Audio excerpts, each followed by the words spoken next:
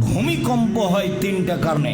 এক, মানুষ যখন নেশাদার দ্রব্য পান করবে তখন। দুই, মেয়েরা যখন নাচবে তখন। তিন, যখন বাদ্যযন্ত্র প্রকাশ পাবে তখন। নেন এবার, ভূমিকম্প হবে, সন্ধ্যায় ছিল মানুষ, সকালে হবে শোর বানর। কেন? মানুষ যখন নেশাদার দ্রব্য পান করবে তখন।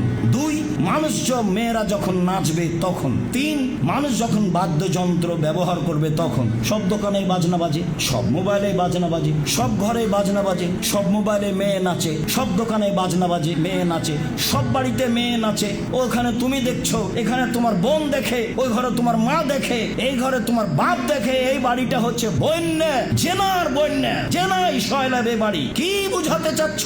ভূমিকম্প কঠিন থেকে কঠিন হয়ে যাওয়ার কথা।